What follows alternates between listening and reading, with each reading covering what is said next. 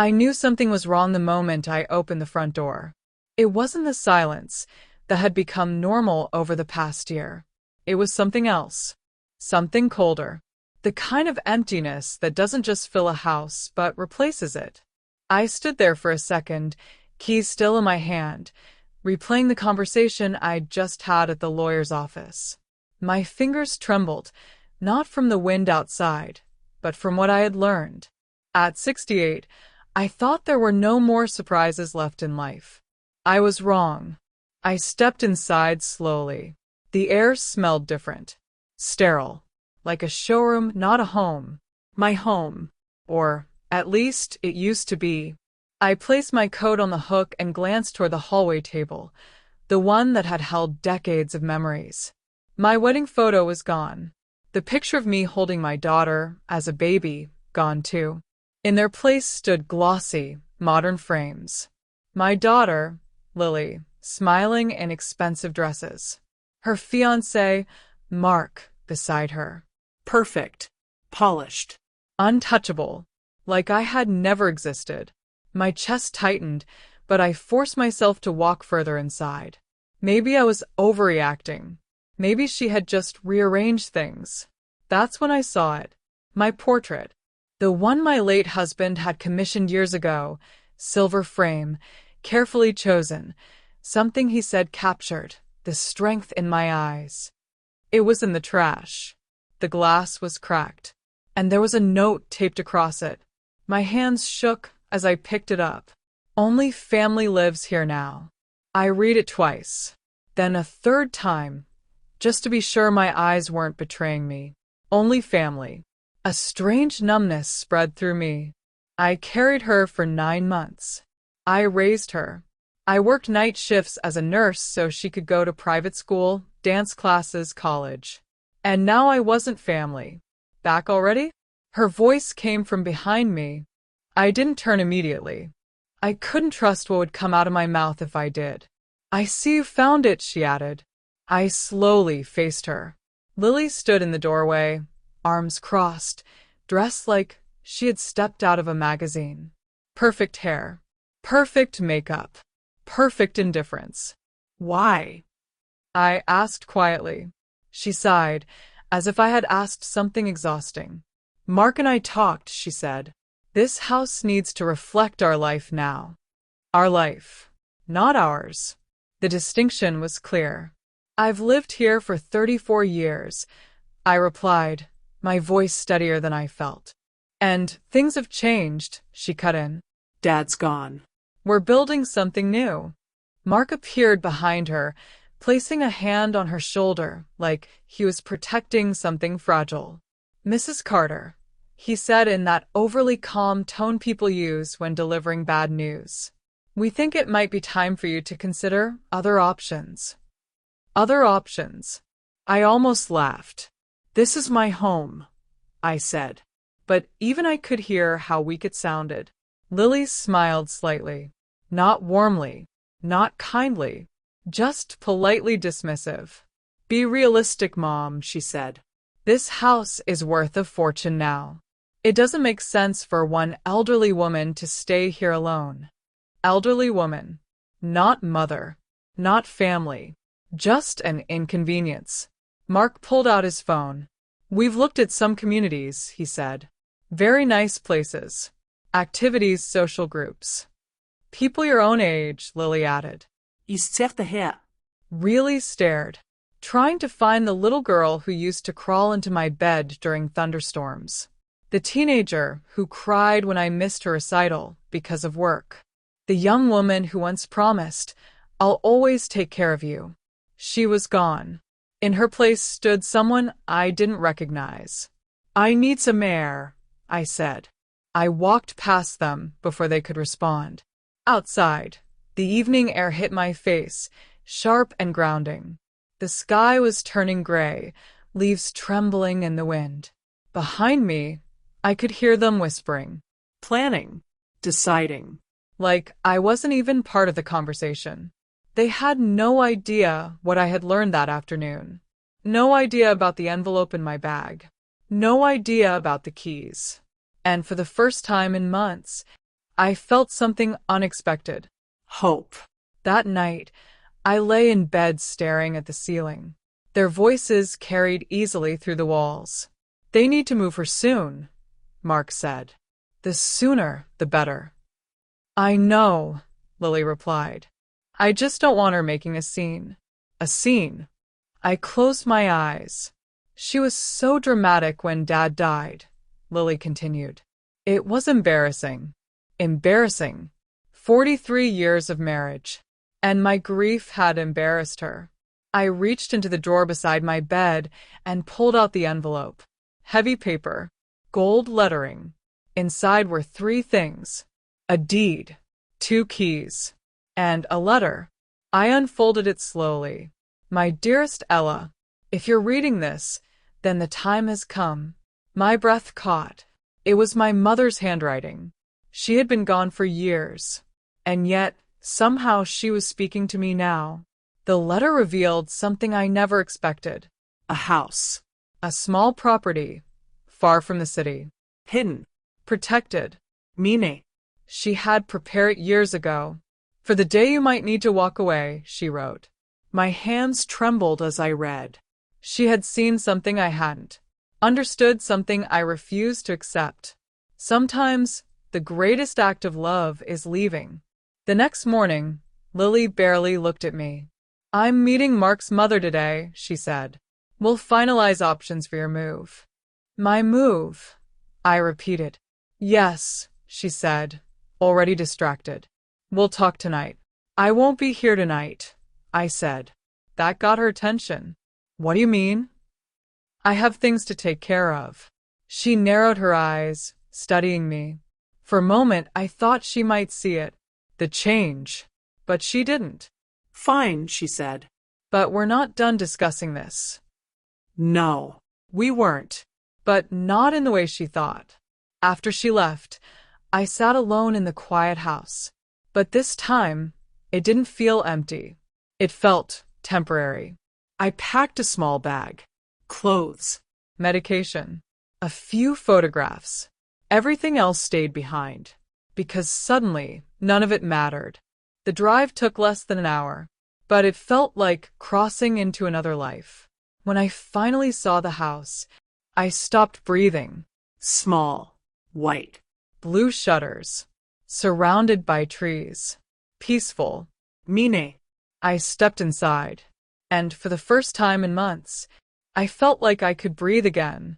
I woke up to silence, but not the kind that presses against your chest and makes you feel forgotten. This was different. It was soft. Gentle. The kind of silence that lets you exist without explaining yourself to anyone. For a moment, I didn't remember where I was. The ceiling above me was unfamiliar, the light coming through the window warmer, less filtered than in the house I had left behind. Then it all came back. The letter, the drive, the keys, the door opening like a quiet invitation into a life I didn't know I was allowed to have.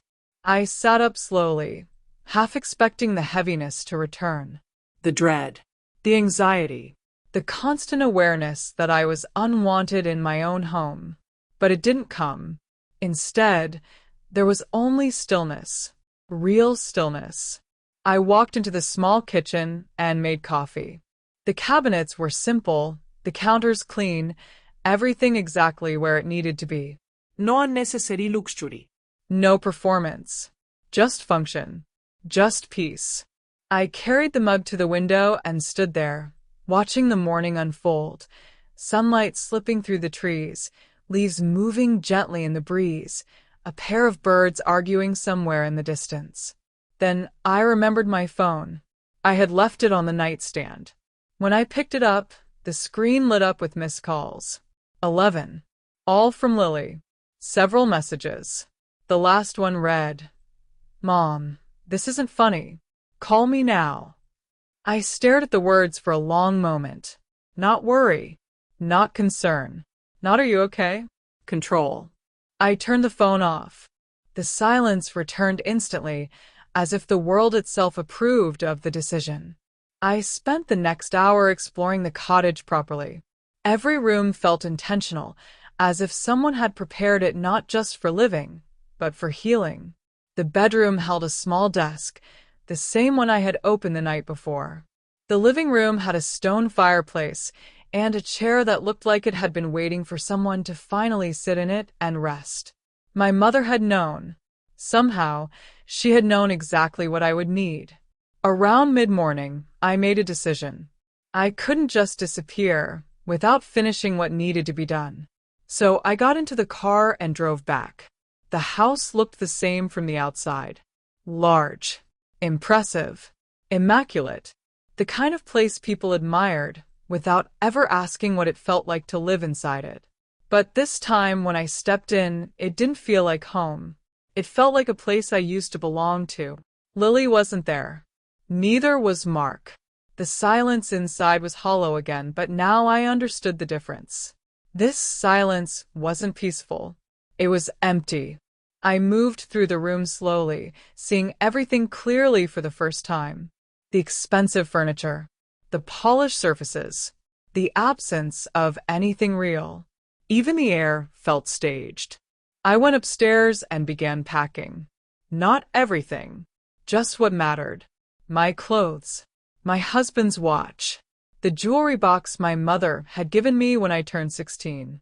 Photo albums Lily had pushed into the hallway closet as if memories were something that could be stored away and forgotten. My nursing diploma, a chipped coffee mug my husband refused to throw away. Each item felt like reclaiming a piece of myself. I worked steadily, without rushing, without hesitation. There was no anger in me anymore. No desperation to be understood. Just clarity. The moving company arrived right on time. 2 men, efficient and respectful, asked no unnecessary questions.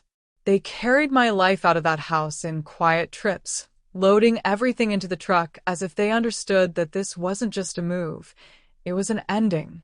"Is that everything, ma'am?" one of them asked. I looked around one last time. "Yes," I said. "Everything that matters." I walked into the kitchen and placed my keys on the counter. Then I added a note. "Lily, you were right. This house should reflect your life now. I've made space for that. Don't look for me. I'm exactly where I need to be. I didn't sign it. I didn't need to." When I stepped outside, I didn't look back. The drive to the cottage felt different this time. Lighter. Like I wasn't escaping anymore. I was arriving. By the time the truck pulled into the driveway, the sun was already starting to dip lower in the sky. The movers helped me bring everything inside, placing each piece carefully, almost respectfully. My husband's chair found its place near the fireplace.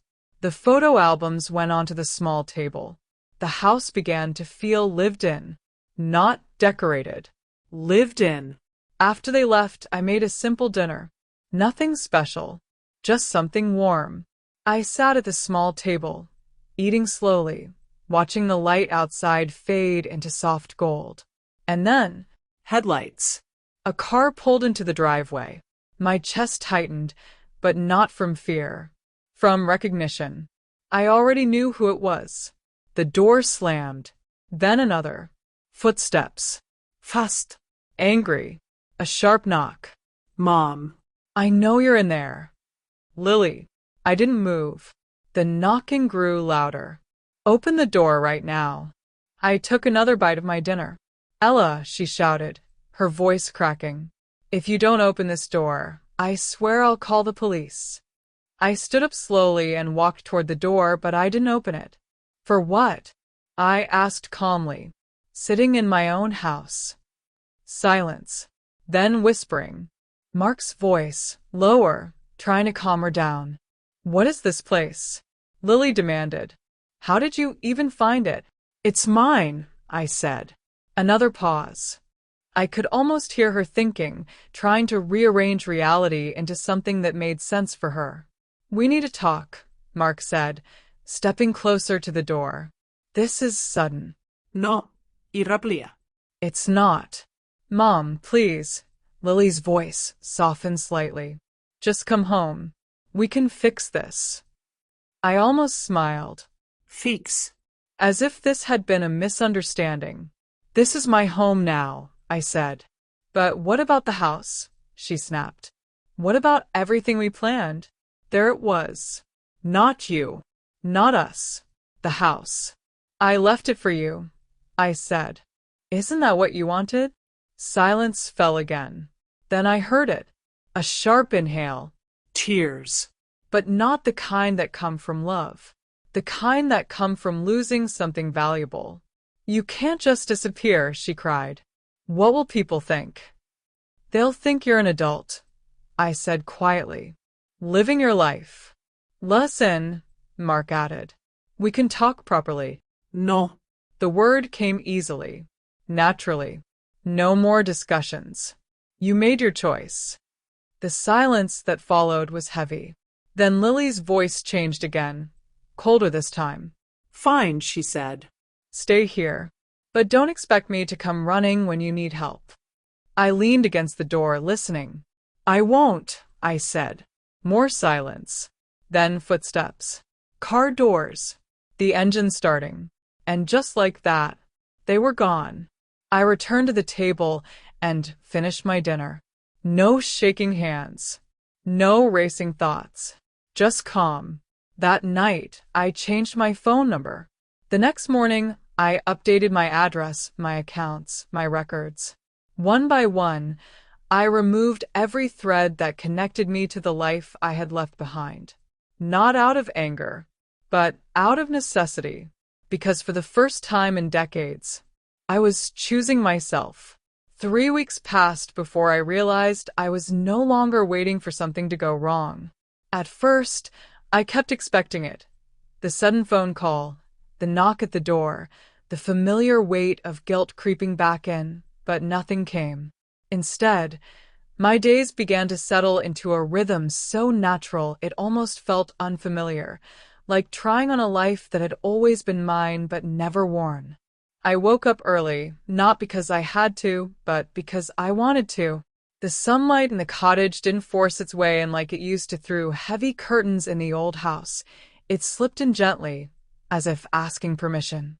I made coffee, sat by the window, and watched the world exist without me needing to manage it. It was during one of those mornings that I met my first neighbor. There was a knock on the door, soft, polite, nothing like the pounding I had grown used to. When I opened it, a small woman stood there holding a plate of cookies, her smile warm and immediate. "Hello, dear," she said. "You must be Ella." I blinked, surprised. "Yes, I am. I'm Mrs. Chen. I live next door."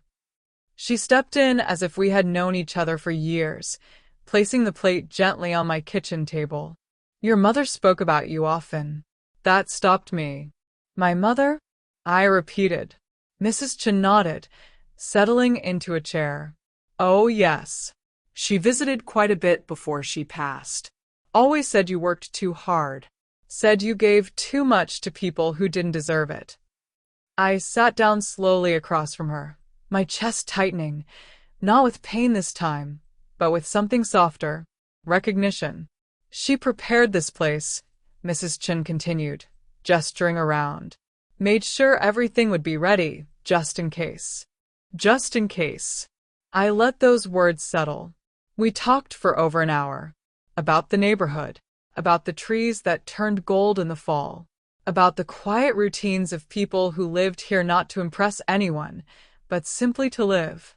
When she left, she told me to come by any time, as if it were already understood that I belonged. That afternoon, I met the Hendersons across the street. Retired teachers, kind and curious, who insisted I join them for Sunday dinners. Then came Dr. Alvarez, a retired physician who volunteered at a small free clinic nearby. When she learned I had been a nurse, her eyes lit up.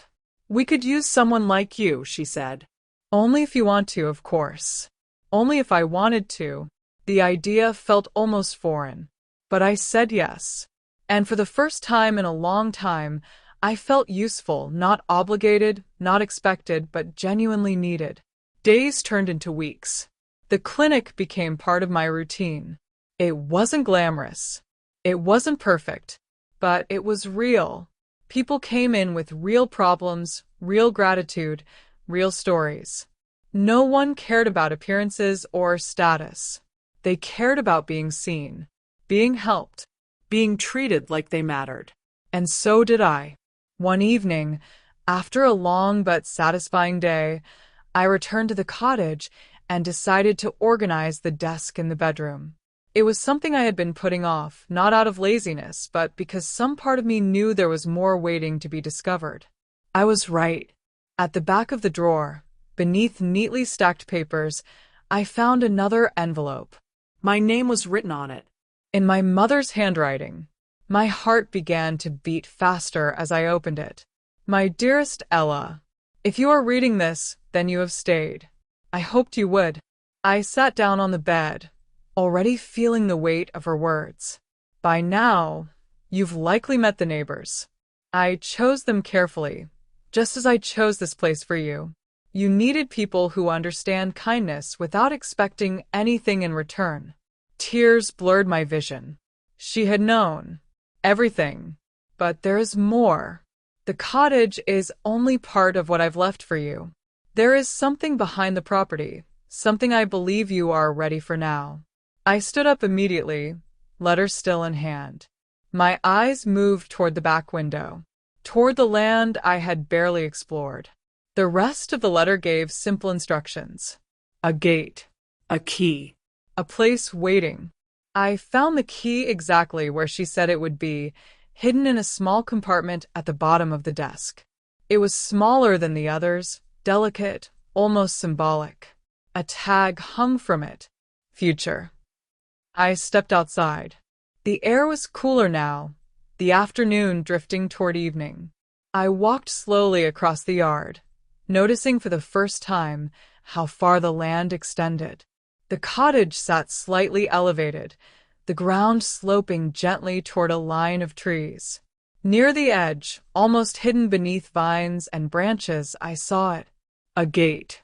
Old, but well kept. I brushed away the leaves and inserted the key. It turned easily. The gate opened with a soft creak, and what I saw on the other side made me stop completely. A greenhouse. Not abandoned, not forgotten, maintained. Alive. Inside, rows of planting beds stretched across the space. Tools hung neatly on the walls. Watering systems were already in place. Everything was prepared, waiting. For me. I stepped inside slowly, my fingers brushing against the wooden frames, the soil, the pots arranged with quiet precision. And then I saw it, a small sign above one of the tables. Ella's garden. My breath caught. A memory surfaced, one I hadn't thought about in decades. I had once dreamed of this. Before marriage, before responsibilities, before life became something I survived instead of something I shaped. I had wanted a garden, to grow things, to create something that was mine. And somehow my mother had remembered, even when I hadn't. I stood there for a long time, letting the realization settle into something deeper than emotion. This wasn't just a gift. It was a reminder of who I had been, of who I still could be. That night, I barely slept, not from anxiety, but from possibility. My mind raced with ideas. Vegetables, herbs, flowers. Maybe even supplying fresh produce to the clinic. Maybe more. The next morning I started. I sorted through seeds, cleaned the beds, planned the layout. My hands moved instinctively, as if they had been waiting years for this moment. Around midday, my phone rang. The old one. The one I had kept but never used. I hesitated before answering. Hello? Mom. Lily. Her voice sounded different. Smaller. I've been trying to reach you, she said. I know. I found you, she continued. We need to talk. There it was again. Need. Always need. What do you want, Lily? I asked calmly. A pause. Then, Mark left me. I closed my eyes briefly. I'm sorry to hear that. Are you? She snapped. Because this is your fault. I said nothing. He said I was selfish, she continued. That watching how I treated you made him realize who I really am. The irony wasn't lost on me. I need help, she said finally. I can't keep up with the house. I need money. There it was. Not regret. Not reflection. Money. I looked around the greenhouse. At the life I was building. At the future my mother had protected for me. No, I said. Silence. What do you mean no? She asked, her voice rising. I mean no. You're my mother. Yes, I said quietly. And it's time I stopped being your safety net. The line went silent. Then, you've changed. I looked at my hands, covered in soil. Yes, I said. And for the first time, I meant it. 3 months passed, and somewhere along the way, my life stopped feeling like something temporary. It became real. Solid. Meaning. The mornings in the greenhouse turned into routine, the kind that grounds you without you even realizing it. I would wake up just after sunrise, make my coffee, and walk straight out to check on the plants before I even fully opened my eyes. The tomatoes were the first to respond, small green fruits pushing through with quiet determination, followed by herbs that filled the air with a scent so fresh it felt like medicine. I started supplying vegetables to the clinic, just as I had imagined, and it didn't take long before word spread.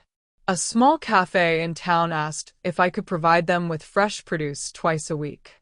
Then another one. It wasn't about money, it was about purpose. For the first time in years, I wasn't needed because someone demanded something from me. I was needed because I had something meaningful to offer. Emma had become part of that rhythm too, though I didn't know her name yet when she first appeared. It was a warm afternoon when Mrs. Chun came rushing into the greenhouse, slightly out of breath, her usual calm replaced with concern. Ella, dear, there's someone at your door, she said. She's been knocking for quite a while. She says she's your daughter. I froze for just a second. Not because I was surprised, but because I wasn't. I'll handle it, I said, wiping my hands on my apron. As I walked back toward the cottage, I saw Lily pacing across the porch, her movements sharp and restless, like someone who had run out of options but refused to admit it. When she noticed me, she stopped immediately, her eyes locking onto mine. We need to talk, she said. Not hello. Not how are you. Just need. She looked different. Thinner. Tired. The kind of tired that no expensive clothes could hide. Her hair was still perfect, but it no longer distracted from the shadows under her eyes. We already talked, I replied calmly. You wanted money. Her expression hardened. You lied to me. I didn't lie, I said. I said no. She let out a sharp breath, almost a laugh. Do you even know what I've been dealing with? I lost the house, Ella. I had to move into a one-bedroom apartment. I'm working now, do you understand that? Working just to survive. I studied her for a moment. The words sounded strange coming from her, like something she wasn't used to carrying. I'm sorry you're struggling, I said honestly. And I was. Just not enough to undo everything I had rebuilt. Her eyes flashed. If you're sorry, then help me. There it was again. Help in her language had always meant sacrifice. My sacrifice. I can't, I said. Her voice sharpened instantly. Yes, you can. I know about this place. A small pause settled between us. What about it? I asked. I had it appraised, she said, her tone shifting, less emotional now, more calculated. Do you have any idea what this land is worth? I didn't answer. Almost 3 million, she continued, stepping closer. 3 million dollars. Do you understand what that means? Yes.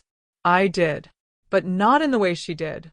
We could sell it, she said quickly, her words rushing now. Split the money. You could buy something smaller, something easier. I could start over. We could both win. When? I almost smiled. This isn't a game, Lily, I said quietly. Her jaw tightened. Don't do that. Don't act like you're above this. You're sitting on a fortune while your own daughter is barely getting by. I'm sitting in my home, I corrected gently. You're being selfish. The word hung in the air between us. For a moment, I let it sit there. Then I took a step forward and sat down on the porch steps. Do you remember when you were a child? I began, and you wanted that bicycle? She blinked, caught off guard. What does that have to do with anything? Everything, I said. I worked double shifts for weeks to afford it. I was exhausted, but I wanted to give you something that made you happy. She shifted uncomfortably. When you opened it, you cried. I continued. I was a kid. You cried because it wasn't the exact color you wanted, I said calmly. Because someone else had a better one. Her face flushed. That's not fair. No, I said softly. What's not fair is that nothing ever changed. Silence fell again, heavier this time. You're still waiting for someone else to fix things for you, I continued. You're still measuring your life against what you think you deserve, instead of what you're willing to build. Her hands clenched at her sides. This is different. No, I said. It isn't. She shook her head, frustration spilling over. I'm your daughter. You're supposed to help me. I did, I said. For 30 years. The words landed harder than I expected. And now, she asked, her voice quieter but sharper. Now it's your turn, I replied. Her eyes searched mine, as if trying to find hesitation. Weakness. Something she could use. But there was nothing left for her to take. So that's it, she said finally. You're choosing this place over me? I'm choosing myself, I answered. That seemed to hit something deeper. Her expression shifted. Anger, disbelief, something close to hurt, but it passed quickly, replaced by something colder. This isn't over, she said. I'll find a way. I'll talk to lawyers. You can't just hide behind some secret inheritance forever. I stood up slowly. You can try. She stared at me for a long moment, then turned abruptly and walked toward her car. Her heels struck the ground sharply, each step louder than the last. At the door, she paused. I hope it's worth it, she said without turning around. Losing your only daughter over this. I didn't answer, because for the first time, I understood something clearly. I hadn't lost her. I had never really had her in the way I thought. She drove off without another word. The sound of the engine faded quickly, swallowed by the quiet of the trees. Mrs. Chin appeared a few minutes later, holding a cup of tea like she always seemed to know exactly when I needed one. Everything all right? She asked gently. I took the cup and nodded. It will be. And I meant that too. But as I returned to the greenhouse that afternoon, her words lingered in my mind, not as fear, but as certainty. She would be back, not as a daughter, but as someone who still believed she was entitled to what I had, which meant one thing. It was time to make sure she couldn't take it. That evening, I sat at the small desk in my bedroom and picked up the phone. Mr. Harris, I said when he answered. It's Ella. I think it's time we updated my will. Because this time, I wasn't just protecting my future. I was protecting my freedom. 6 months later, the knock didn't surprise me. By then, I had already learned something important about peace.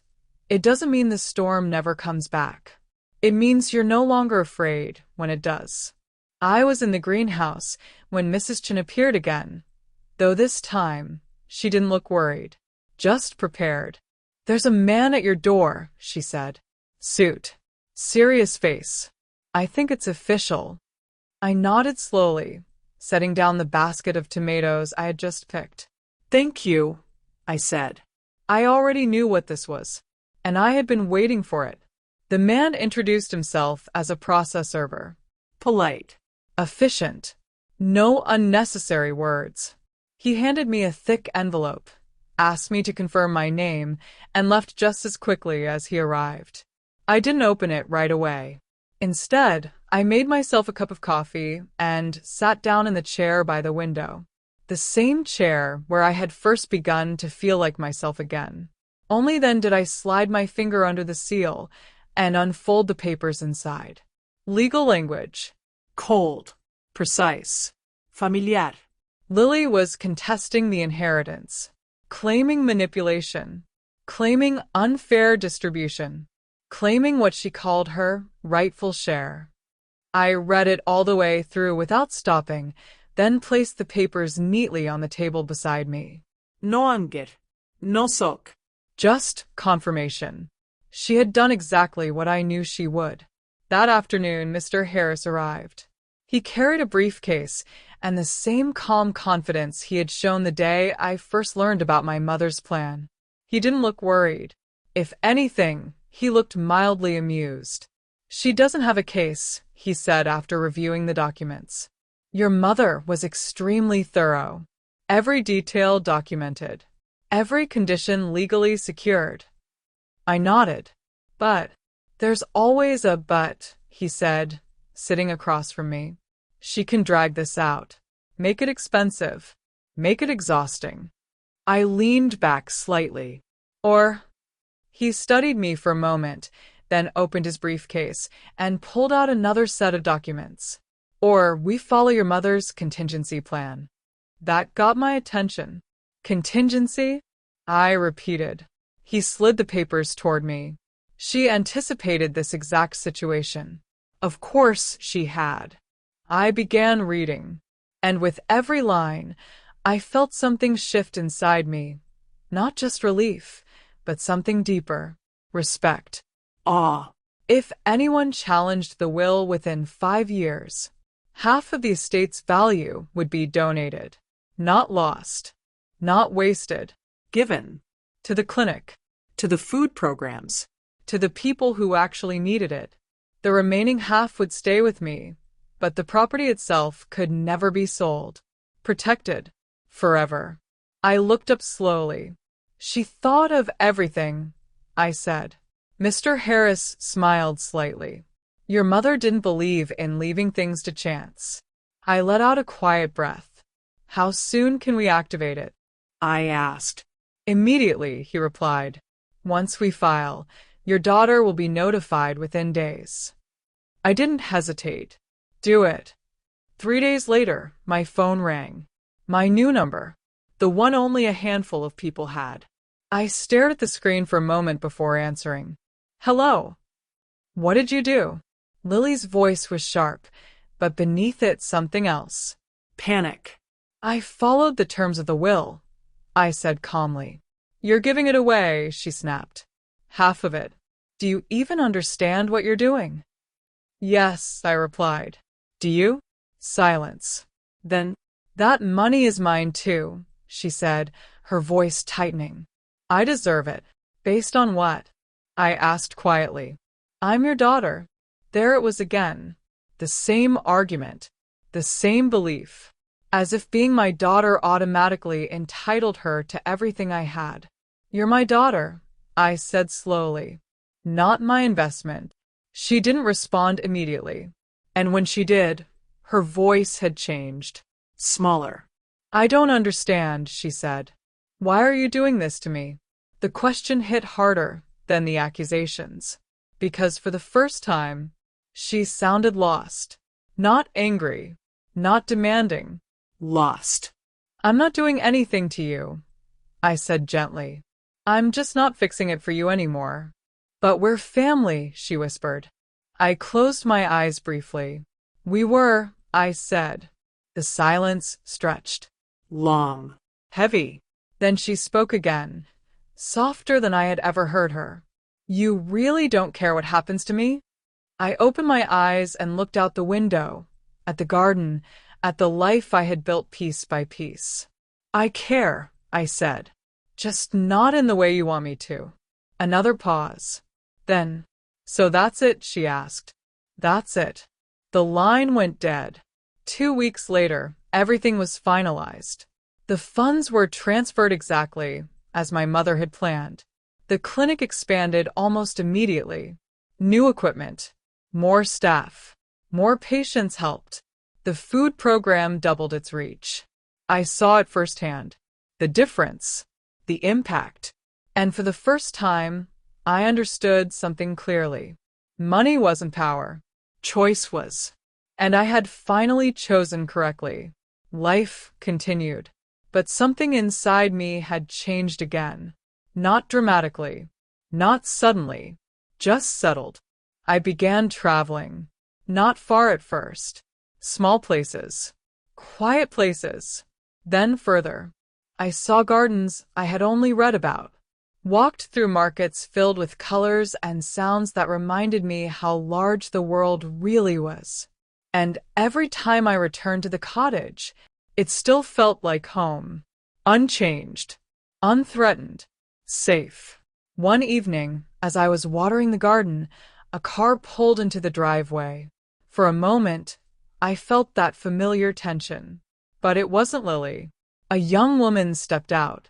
Mid-20s, maybe. Blonde hair. But her expression. Different. Softer.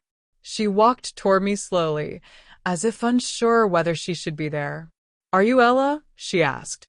"I am," I said carefully. She hesitated for a moment, then smiled faintly. "My name is Sophie," she said. "I think I'm your granddaughter." Everything went still. I lowered the watering can slowly. "My granddaughter?" I repeated. She nodded. "My mother is Lily." The world didn't tilt. It didn't spin. But something inside me shifted in a way I couldn't immediately understand. "I didn't know," I began. "She gave me up," Sophie said gently. "When I was born." Of course. Another piece of the story I had never been allowed to see. "I found her recently," she continued. "Around the time everything happened. I studied her face. There were traces of Lily. But something else too. Something I hadn't seen in years. Honesty. I heard about you," she said. "About everything. The house. The lawsuit. And," I asked. She took a small breath. "I wanted to meet you first before deciding if I want her in my life." The words were simple, but they carried weight. Choice. The same choice I had finally made for myself. I gestured toward the house. "Would you like to come in?" I asked. She smiled. "I would." And as we walked inside together, I had the strange, quiet feeling that this wasn't the end of something. It was the beginning. Sophie didn't rush into my life. And I didn't rush her in. That was the first thing I noticed about her. She didn't take, she observed. Where Lily had always entered a room like it already belonged to her, Sophie stepped carefully, as if she understood that some spaces needed to be earned. We sat at the kitchen table that first evening, the same place where I had relearned how to sit in silence without feeling small. I made tea, more out of habit than necessity, and she watched me with a quiet attentiveness that felt unfamiliar, but not uncomfortable. "I don't really know where to start," she admitted. "You don't have to start anywhere," I said. "We can just sit." And so we did. At first, the conversation moved slowly, carefully. She told me about her adoptive parents, kind people, steady, nothing like the chaos I had grown used to. She told me how she found Lily, how curiosity had pushed her to look for answers she wasn't sure she wanted. "I thought I was ready," she said, tracing the rim of her cup. "But I don't think anyone is ever ready for something like that." "No," I said softly. "They're not." She glanced up at me. "She talks about you like you're the villain." I almost smiled. "I'm sure she does." "But it didn't feel right," Sophie continued. "The way she said things. It sounded rehearsed, like she needed it to be true. That made something inside me settle, because I understood that. The need to reshape reality into something easier to live with. "I'm not perfect," I said. but I didn't take anything from her. I know, Sophie said quietly. And just like that, something shifted between us. Trust. Not given blindly. Earned. Over the next few weeks, Sophie started coming by more often. At first, it was once a week. Then twice. Then she stopped asking and just showed up with groceries, or books, or questions she didn't know how to answer on her own. She asked about everything. My life. My past. Her mother as a child. I didn't hide anything from her. Not the good. Not the difficult. Not the truth. And she listened, really listened in a way that Lily never had. One afternoon, as we worked side by side in the greenhouse, she paused and looked around. "This is beautiful," she said. "It took time," I replied. She smiled slightly. "I think that's why I like it." I glänzte her. "Why?" "Because nothing here feels rushed," she said. "Everything feels intentional." I nodded. "That's the difference," I said, "between building something and just having it." She thought about that for a moment. "I think my mother never learned that," she said. No, era blir. She didn't. A few months later, Sophie asked if she could stay. Not permanently. Not yet. Just closer. There was a small apartment above the garage, something I had barely used. My mother had prepared it years ago, just like everything else. At the time, I thought it was simply practical. Now I understood. "Yes," I said without hesitation. And just like that, she became part of my daily life. Not as an obligation, not as someone I had to take care of, but as someone who chose to be there. She started helping at the clinic, then in the garden, then with the small business that had grown from it. What began as a few baskets of vegetables had turned into something more: regular deliveries, steady relationships, a quiet kind of success that didn't need attention to be real. Sophie took to it naturally, not because she had to, but because she wanted to, and that made all the difference. I didn't hear from Lily again. Not directly, but occasionally, Sophie would mention something. "She moved," she said once. "Different state." Another time, "She's still the same." I never asked for details, not because I didn't care, but because I had learned something important. Not every story needs to be followed to the end. Some chapters close exactly where they should. A year after everything settled, I found myself sitting at the same desk where I had first read my mother's letters. The same quiet, the same light, but I was no longer the same person who had sat there before. I had changed, not dramatically, not suddenly, but completely. I picked up a pen and signed the final papers for something I had been working on for months, a small scholarship fund for nursing students. Nothing extravagant. Nothing that would attract attention, just something meaningful, something useful, something that would outlast me.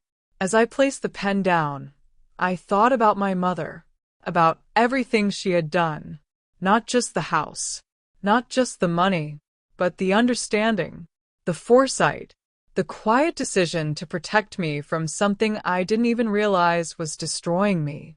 She hadn't just given me a place to live. She had given me a second life. On my 70th birthday, Sophie organized a small gathering in the garden. Nothing grand, just people who mattered. Mrs. Chun brought her cookies. Dr. Alvarez came from the clinic. The Hendersons arrived early, as always. We sat around a long table under the trees, the same trees that had once felt like the edge of something unknown, and now felt like home. As the sun began to set, casting everything in gold, I looked around and realized something simple, but profound. This was family. Not the kind you're born into. The kind you build. The kind that stays because it wants to. Later that evening, Sophie sat beside me on the porch. "Can I ask you something?" she said. "Of course." She hesitated for a moment. "Do you regret it?" I knew what she meant. Everything. Lily. The house. The choice. I thought about it carefully. Then I shook my head. No, I said. Not even a little? I smiled faintly. I regret how long it took me, I said. But not the decision itself. She nodded slowly. I think I understand that, she said. And I believed her. That night, after everyone had left and the house returned to its quiet rhythm, I stood by the window and looked out at the garden. At everything that had grown, not just the plants. Me. For so many years, I had believed that love meant giving everything. Endlessly. Unconditionally. Without limits. But I had been wrong. Love without boundaries isn't love. It's surrender. And walking away was the first time I had truly chosen it. Now, if you were in my place, what would you have done?